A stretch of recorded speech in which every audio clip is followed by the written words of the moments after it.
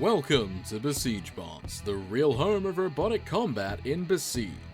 Today we bring you the grand finale of Summer Slammathon 2020 as we watch the finals and third place matches of both the Beetleweight and Super Heavyweight brackets. In between matches we will announce the winner of our Builder's Choice Awards, which include Most Original Design, Most Destructive, and Best Driver. The championship matches for both brackets will occur in a best of 3 format. So without further ado, we will begin in the Beetleweight bracket with the third place match between Melvin and Stance Attack Jr.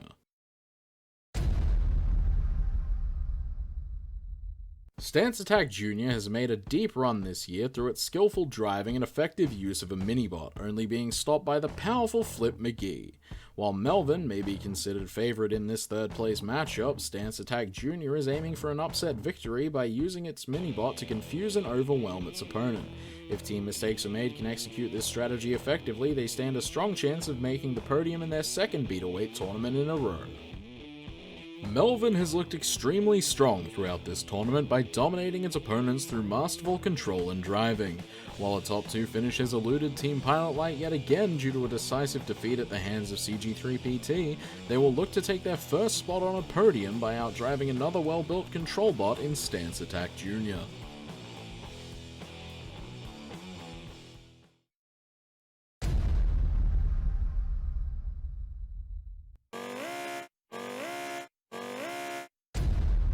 And we get underway with the first fight of the finale, the bronze medal match in the Beetleweight division, as Stance Attack Jr.'s minibot gets under Melvin there.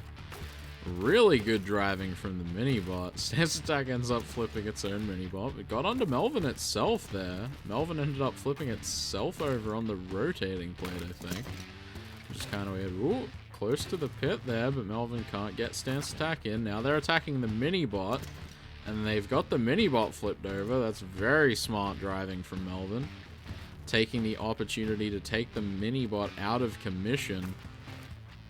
Ooh, and Stance Attack. Now Melvin's under Stance Attack and they get the flip off. The minibot is trying to right itself on the ramrods. That's smart driving from the minibot driver too, as Melvin continues to control the main bot of Stance Attack. Oh, the minibot found a good spot. Ooh. Oh, but it's stuck up on the ramrod. I'll be honest, I'm not entirely sure whether the minibot can be counted out or not, but Stance Attack... Oh, I think it was being counted out, because Stance Attack went and saved the minibot before it could be counted out. Or they may have just been saving the minibot in general, but the minibot ended up upside down again. Which is very unfortunate for them. Because had it landed the right way up, it could have got Melvin off them. Ooh, but the minibot does a good job self-riding this time, and it's back in the mix, but immediately flipped again by Melvin. Melvin is dominating the fight. After, like, the opening 30 seconds where Stance Attack had a lot of control. This is some very good driving from Team Pilot Light. As the minibot is looking to try and get back towards the ramrods to right itself once again. Oh, and it does get back over, and Stance Attack actually landed sort of underneath the minibot, which allowed it to get off the ramrods, but the minibot quickly flipped back over again. The minibot really needs to try and take its time and attack from the sides of Melvin. Because right now it's struggling, and the Stance Attack getting flipped around there by Melvin. Oh, main bot up on the ramrods as Melvin's stuck behind it. Good driving there from Melvin, just really keeping them in that front sort of dustpan that they're using. Instead of using the lifter, they're just keeping them in the dustpan. Oh, that was a good little lift there from Stance Attack to disjoint Melvin's attempt at the push, but Melvin continues to show good control. Oh, the minibot finally back over, but it's stuck in the position where it can't drive. I think it doesn't... When it's on top of one of the ramrods, they stick up very slightly out of the ground, which actually lifts the minibot's wheels off the ground. Stance Attack gets itself lifted by the ramrods to save the minibot, and they're in with some excellent control there. Big flips here late in the fight. Minibot looking to get around to the sides, but Melvin attacking the Minibot, misses on a flip, and Stance Attack getting in behind.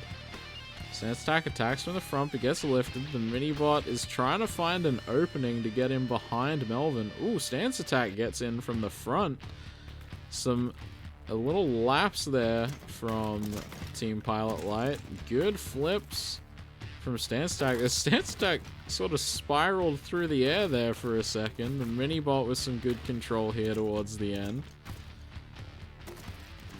There's some very good driving, and that's going to be the end of the match. We'll see how the judges saw it. It was pretty close. Stance Attack wins on control, but Melvin wins on aggression and style. No damage was done, so Melvin wins a 23-22 to take the bronze medal, and Stance Attack gets 4th place. Congratulations to both teams for making the finale.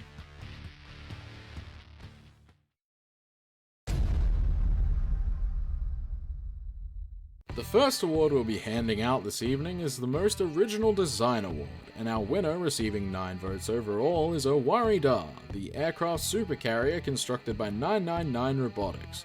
Owari Da is a beautifully constructed bot modeled after an aircraft carrier, and even features a functional airplane that acts as a drone/projectile weapon. While Owari Da did not have the most success in the tournament, its incredibly unique build quality captured the hearts of our community.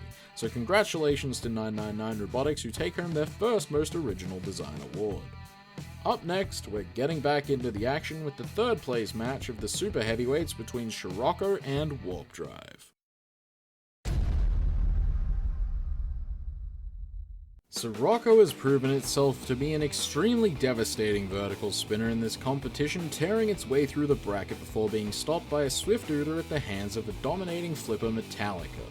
The United Lunch Alliance aims to prove that they can still defeat these powerful control bots by making swift work of Warp Drive. If they can do so, they will continue their hot streak of tournament success with a 3rd place finish.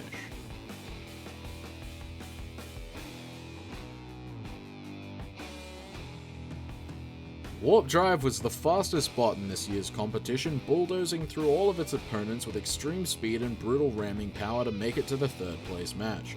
While Warp Drive's championship run has been cut short by the reigning champion team, the Diddlers, the Institution of Insanity hopes to outpace and disorient Scirocco with their terrifying speed for a spot on the podium.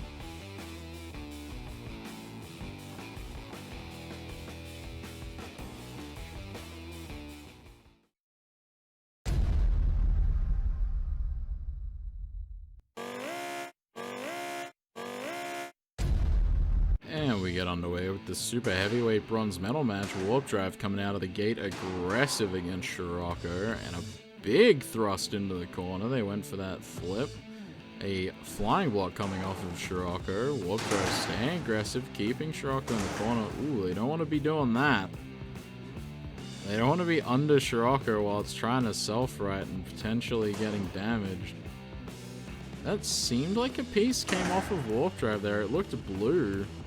It's not one of Scirocco's murders, because the weapon would be spinning quite a bit slower if it were. Ooh. Warp Drive took a meaty hit there, lost some flying blocks. Now they lose wheels on both. Ooh, they lost both wheels on one side of the bot. Ooh, that's gonna really hurt Warp Drive. Now it's gonna have to try and crab walk to move forward, which is not good for it. It also lost the rightmost prong on the wedge. Excuse me. As Warp Drive backs up, it seems to move decently fast going backwards, but unfortunately its back chassis isn't very durable, so it definitely won't want to be hitting Scirocco with the back chassis. Scirocco going for a big cross-arena charge. Can't quite hit Warp Drive into the pit or out of the arena.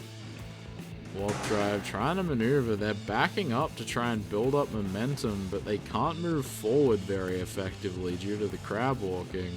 They're trying to figure out. They also have one of Scirocco's flying blocks stuck in their chassis, which definitely wasn't helping things. Warp Drive having a lot of trouble driving. This is the problem when you have a bot that's so fast. Once anything becomes compromised, it becomes so much harder to maneuver. because you're having to overcompensate for the side of the drive that is no longer working. Scirocco in control, but Scirocco has taken some chassis damage. It seems like the chassis bent a little bit, which probably happened early in the fight when Warp Drive was slamming it, but to be fair, some of it is gyro, so it looks worse than it is, but it does seem the chassis bent a little bit. I could be wrong, though. Scirocco keeping aggressive, though. They're trying to maneuver and hit Warp Drive, but they're having a lot of trouble turning with the gyro. Ooh! Warp Drive's blade exploded off from it, like, hitting the ground, I think. Scirocco still just trying to hit Warp Drive. Ooh, and there's a big hit. They rip off another one of those wheel stacks. That was one of the remaining ones. Ooh, and Warp Drive goes up and over the wall. Scirocco wins the bronze medal. Warp Drive gonna have to settle for 4th place, but congratulations for both teams for making the finale. Congratulations to the United Lunch Alliance on 3rd place.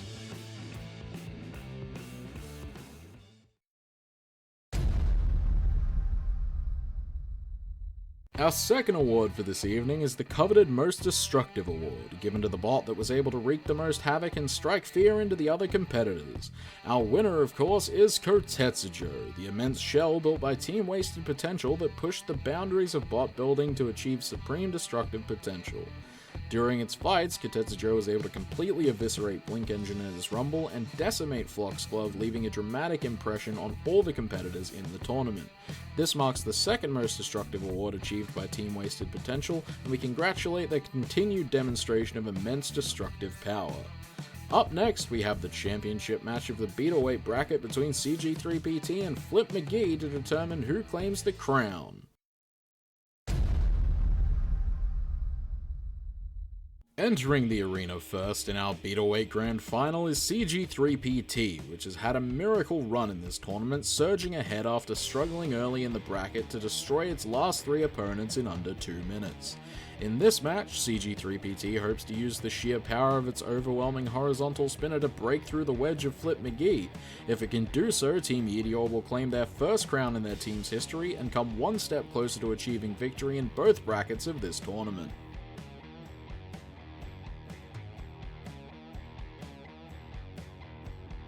Standing in the way of Team Meteor is Frogment Robotics, who arrive at the finals after taking their revenge against Stance Attack Jr. Their bot, Flip McGee, has proven to be a formidable contender, using a combination of skillful driving and powerful flipping to take decisive wins against its opponents. In this match, Frogment Robotics must continue utilizing their stellar driving in order to play defense against the powerful spinner of CG3PT, using well-timed flips and deflecting powerful hits to outlast and control the explosive undercutter. If Frogment Robotics can pull off this game plan, they have a strong chance of winning their second tournament crown.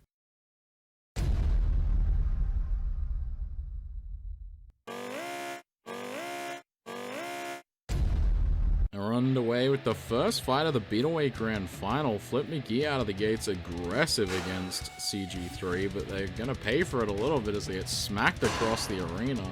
That time they managed to deflect CG3 upwards though, which is definitely what they're trying to do. They gotta get their wedge into the leading edge of CG3's spinner to try and flip it.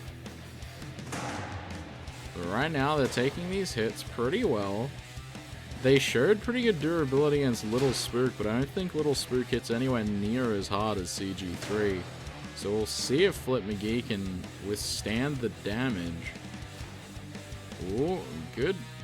It's getting good deflection, so CG3 is definitely going to be behind on control, and also possibly aggression, because Flip McGee is trying to flip into the spinner, and there's a little flip there.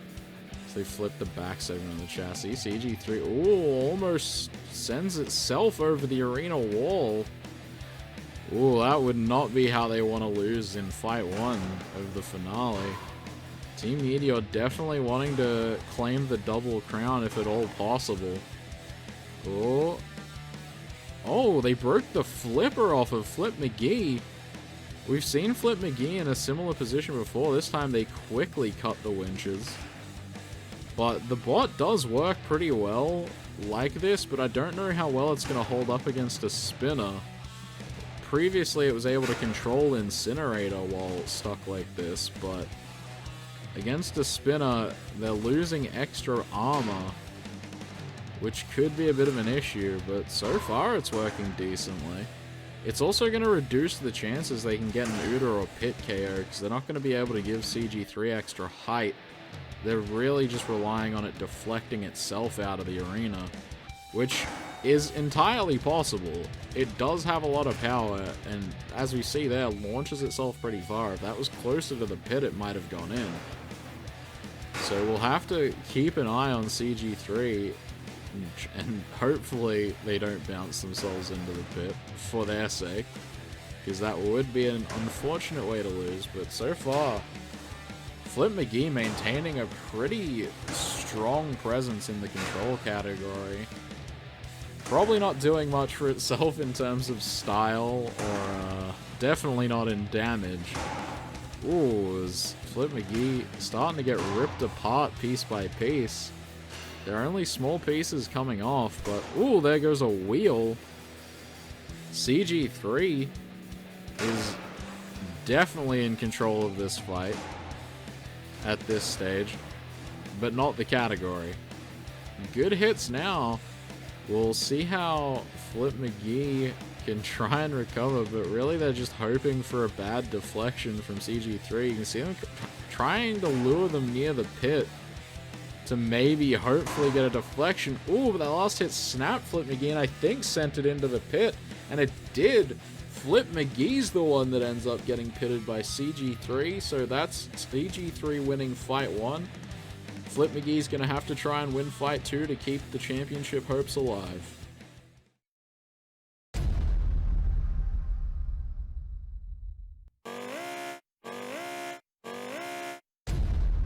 And now we kick off fight number 2 of the Beetleweight finale.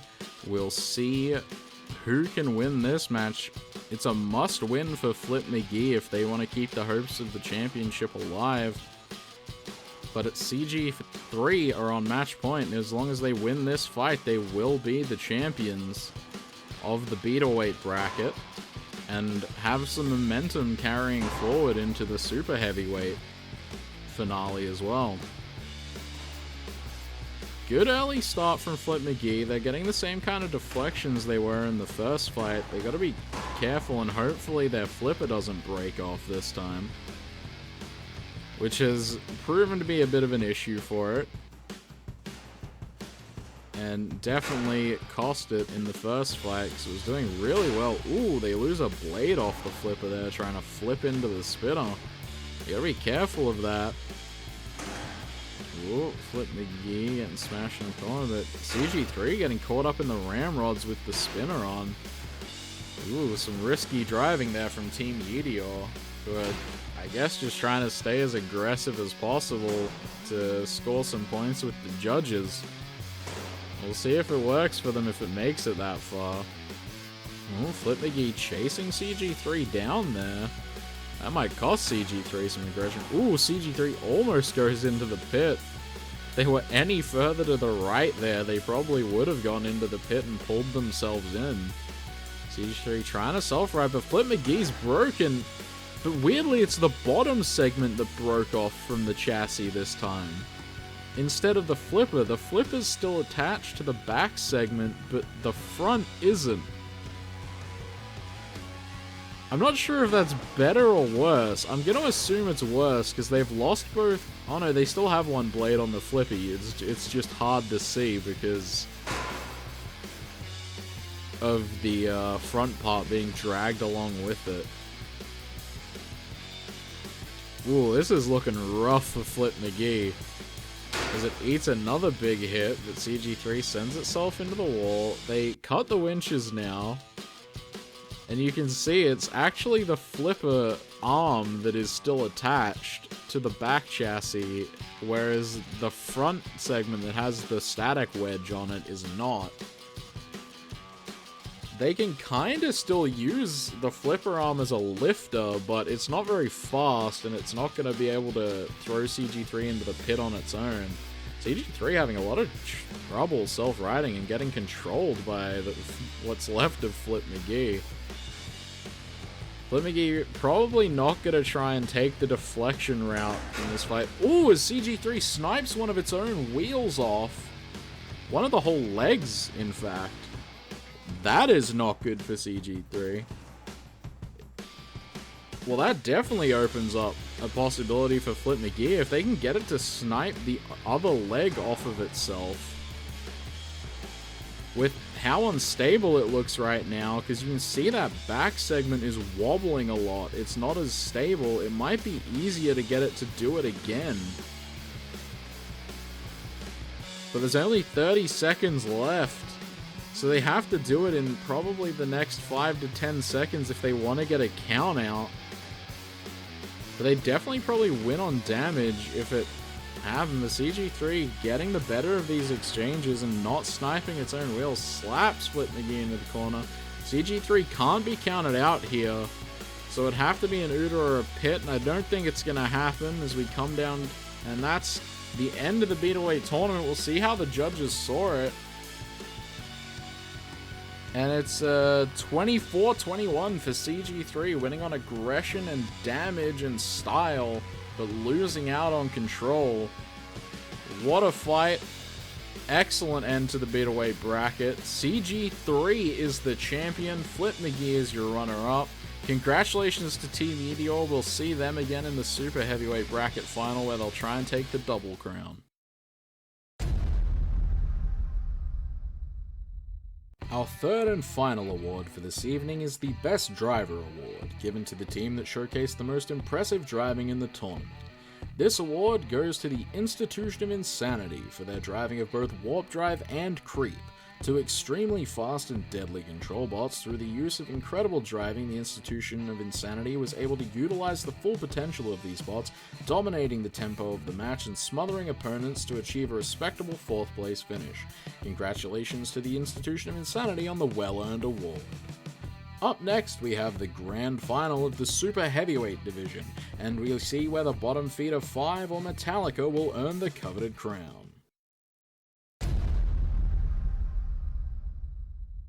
The reigning Super Heavyweight champions, the Diddlers, have made it back to the finals in dramatic fashion with their deadly Melty Brain spinner, Bottom Feeder 5.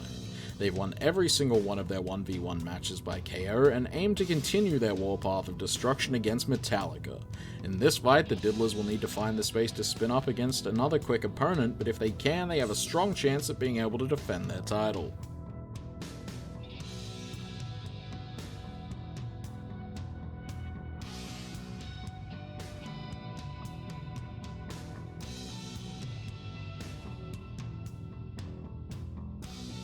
After taking the championship in the Beataweight bracket, Team Meteor has the chance to claim the crown in both the Beataweight and Super Heavyweight divisions and perform the first complete sweep in Besiege Bot's history. Metallica is more than up to the task, imposing its dominance as it controlled and ooted opponents with impressive speed, driving skill, durability, and flipping power. In this match, Team Meteor hope to continue its smothering control against the Melty Brain of Bottom Feeder 5 to achieve the glory of an unprecedented double crown.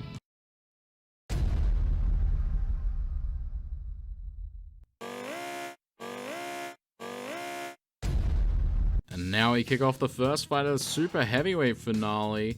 Team Meteor already won the Beataway bracket and they're looking to make it 2 crowns in one tournament. But standing in their way are the Diddlers, who were the champions of Super Heavyweight Slaughter 2019, the last Super Heavyweight tournament. So this is definitely an interesting battle. A lot on the line for both teams. Neither one gonna want to back down. Ooh, Bottom Feeder getting hooked in between the wedges of Metallica there. This gets another nice hook in. No real damage as yet, but some good contact for Bottom Feeder, I think. You can see it dinking off the wall a little bit. It's got quite a floppy flipper, so it doesn't damage itself as much on wall hits as some other spinners can. Ooh. Metallica with a really good push there. Metallica really getting a good push on Bottom Feeder. Bottom Feeder not getting a lot in the way of control, but they're probably going to be scoring some aggression. And hopefully they can score a little damage.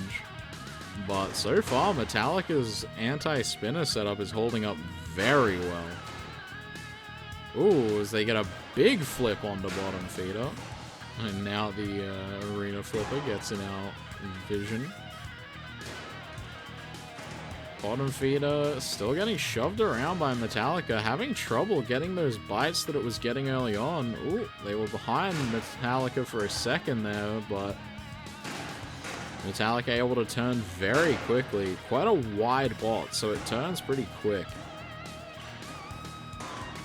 As bottom feeder, it's starting to get some better connections, but still nothing like those early connections where it's hooking in.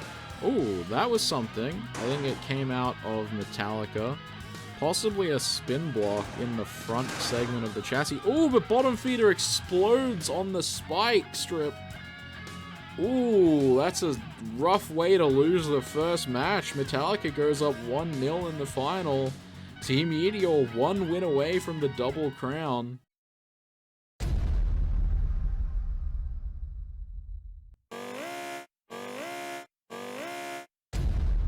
And now we're into Fight 2 of the Super Heavyweight Finale. Metallica up 1-0. If they can win this fight, Team Meteor will be the first team to ever win multiple weight brackets in a single tournament, while the Diddlers are trying to keep their hopes alive of becoming the back-to-back Super Heavyweight champions. Ooh, that's not a good start for bottom feeder. A few steering hinges coming out of the chassis there as it got crunched into the corner by Metallica. Some good aggression early. They're going to want to avoid that spike strip at all costs this time. They had a few lucky connections where they didn't have anything happen on the spike strips, but as mentioned in the arena rundown video, those spike strips have higher friction than normal, so spinners can explode on them. And bottom feeder found out the hard way, unfortunately. But hopefully that doesn't happen in this fight, and we get a good clean fight that, you know, results in a decisive win one way or the other. Metallica, with some good control though, pretty similar to the first fight. Bottom feeder struggling to get those connections where it hooks in between the plows and it's able to deal damage. That was a nice little hit there. The flipper arm of Metallica is quite strong. It's taken a few direct hits actually. Ooh, Metallica pressing bottom feeder into the corner, but spins up and gets away. Bottom feeder doing a really good job currently of keeping Metallica away. But now Metallica... Ooh, that was a great hit. Ripped some steering hinges out of one side of Metallica. Oh, they've really damaged, I think, the left side of Metallica. I think it looks like... Yeah, that plow is bent backwards, I think. Oh, no. That's normal. Never mind. I just saw how it is on the other side. It looks like it might be bent back slightly more, though. Yeah, it is bent back a little bit more. But there is one on the other side that's in a similar spot. Ooh, bottom feeder hitting the spike strip there. Not hard enough to explode this time, thank goodness. Ooh, bottom feeder caught over near the spike strip. They bounce over Metallica and get a nice shot on the backside. It's going better for bottom feeder, but they're still being controlled heavily as we start getting closer and closer to the final minute of this fight. Bottom feeder probably going to need a bit more damage if they're going to try and secure a judgment, because they're going to be behind on control and possibly aggression. Though aggression could be close, just due to the fact that Metallica is not using its flipper a whole lot. Which is probably a smart decision, because they don't want to potentially lose the flipper arm and then lose on damage. They went for a flip there. They're trying to pin bottom feeder down and then go for a flip. Ooh, so they get another nasty crunch into the corner on bottom feeder. Bottom feeder getting away again and getting spun up. They're landing some good slappy hits, but just not the damage we've seen from bottom feeder in some of its other fights. Metallica's anti-spinner setup holding up incredibly well, which in part could be due to how floppy it is. it's just absorbing the force of the hits well. And bottom feet are also quite floppy, so the double floppiness, I suppose, is just cancelling each other out. I don't know. We're into the final 10 seconds, though. Ooh, Metallica gets flipped over there, and bottom feeder, just couldn't quite land a good shot. We'll see how the judges saw it, though. And Metallica wins on aggression, control, but loses out on style. But it ends up being a 25-20 win for Metallica. Bottom feeder will be the runner-up. The Diddlers put up a valiant effort, but couldn't regain their crown. But Team Yeetie will become the first team to ever win the double crown at a tournament. Congratulations to Team Yeetie, they deserve all the praise in the world. At last, we come to the end and have to congratulate all of our podium teams. First, in the Beetleweight division, we have Stance Attack Jr. from Team Mistakes Were Made finishing 4th. Melvin from Team Pilot Light takes the bronze medal for their first podium finish. Flip McGee from Frogment Robotics coming in 2nd place, taking the silver medal. And finally, the terrifying horizontal spinner CG3PT from Team Yeetie claims the Beetleweight crown and gold medal. In the Super Heavyweight division, we have Warp Drive from the Institution of Insanity claiming 4th place. The bronze medal is claimed by Scirocco from the United Lunch Alliance, and the Diddlers continue their Super Heavyweight tournament success with Bottom Feeder 5 2nd place finish taking the silver medal. Finally, Team Yeetie has achieved the first double crown finish in Besiege Bot's history, claiming the Super Heavyweight title with their extraordinary flipper Metallica. Congratulations to all our podium finishers, and of course thank you to all the teams that participated and helped make a great tournament. That concludes Summer Slammathon 2020. It was a great showcase of both weight classes with intense driving skill matches of the beetle weights and the absolute carnage of the super heavyweights, which saw a nearly 80% rate of matches being finished by KO, UDA, or Pit KO. The next tournament coming up on the channel will be another mini tournament like Antweight Armageddon, but this time just featuring a simple 16-bot single elimination bracket and will serve as a send-off to our Raptor weight division, as it is being closed down heading into the 2021 tournament season. The next main tournament will be Middleweight Mayhem and will come out sometime after Raptor weight Requiem. We hope you enjoyed this tournament as much as I enjoyed making the content for you guys, and for one final time, if you did enjoy this episode, please leave a like, comment, and consider subscribing. If you're interested in joining our community, follow the Discord link in the description. And from everyone in the Besiege Bots Discord, have a fantastic day, and we'll see you soon.